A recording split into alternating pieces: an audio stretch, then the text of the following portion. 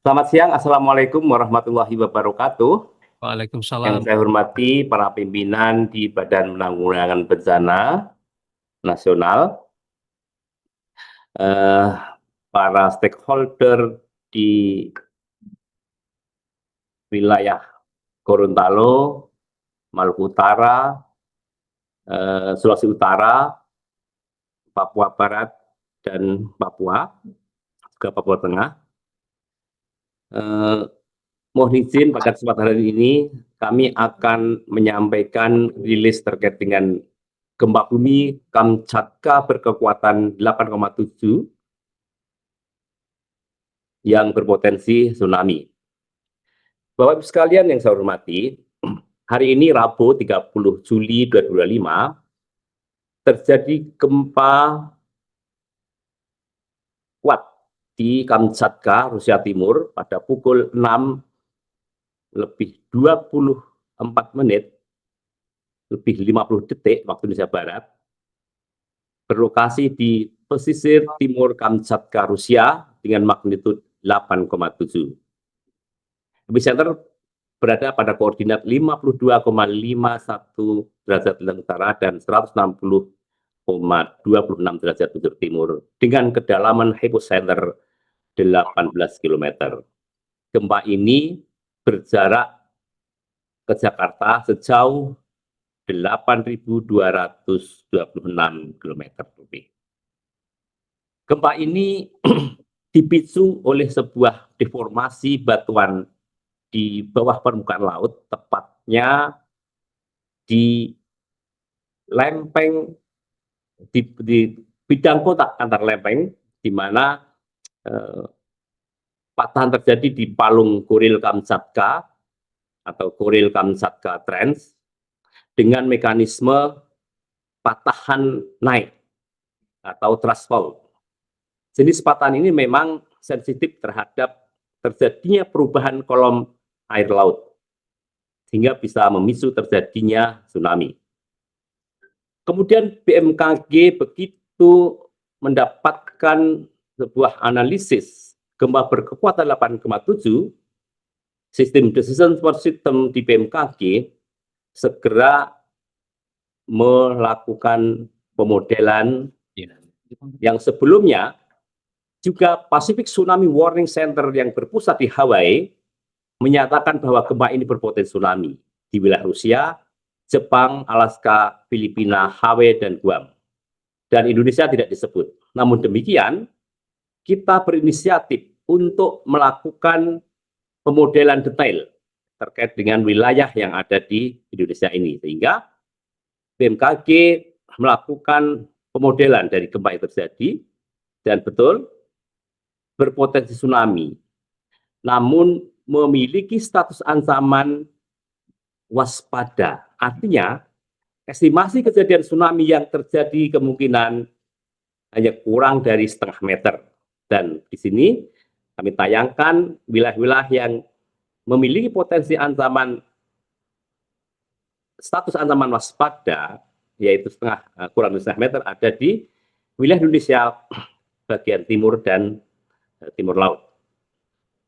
Di mana setelah detail akan kami laporkan bahwa tsunami ini diestimasi akan sampai di Kepulauan Talaut dengan waktu tiba pukul 14 lebih 52 menit 24 detik waktu Indonesia Timur.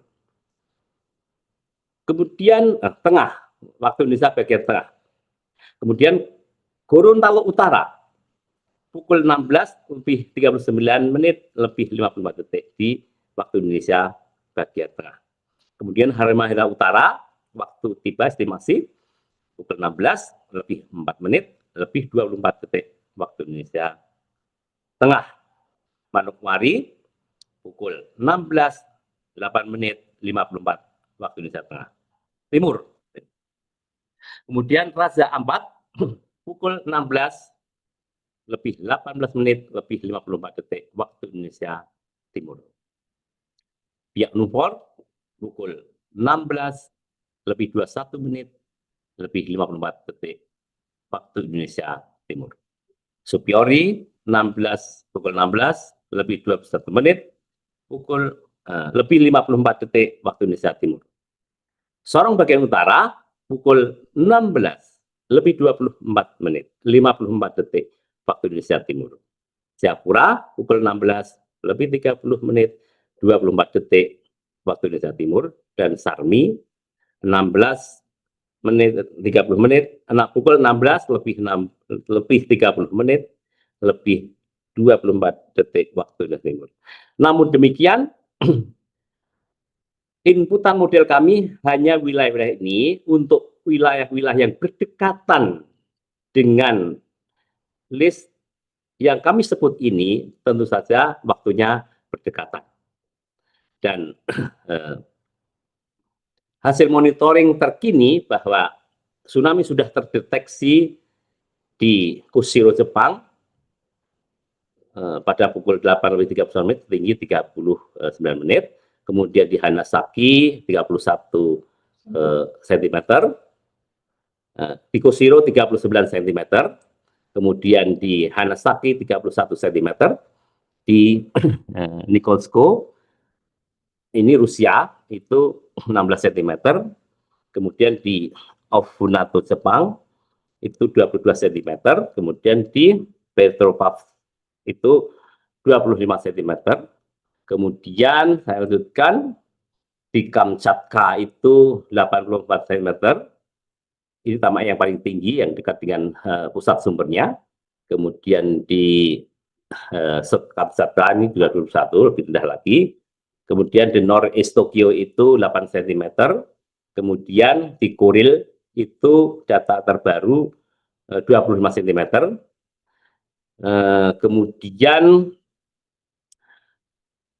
saat ini posisi sudah sampai di Guam, Suramia, ketinggian sekitar 19 cm. Nah, ini yang terus kita pantau perjalanannya. Namun dari semua itu memang hanya di Kamchatka saja yang berstatus siaga di atas setengah meter. Selain itu di bawah 50 cm, artinya status waspada.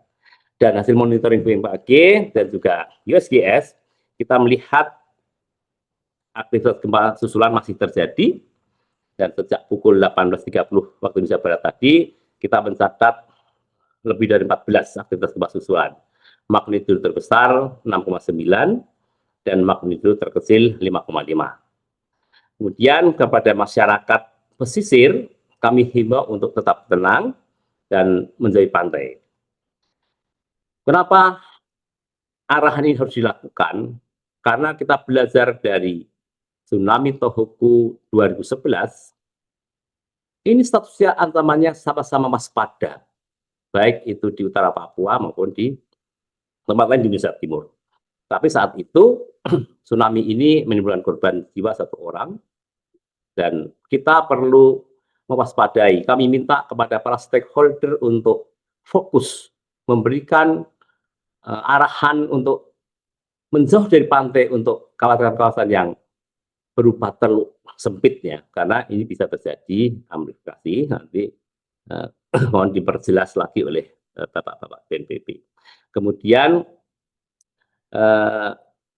saat ini belum ada laporan dampak kerusakan akibat gempa, karena memang gempanya jauh dari pesisir pantai. Dan tentu saja kita akan terus mengupdate informasi ini dan akan kita kepada masyarakat. Demikian Bapak pimpinan BNPB, kami aturkan laporan. Terima kasih.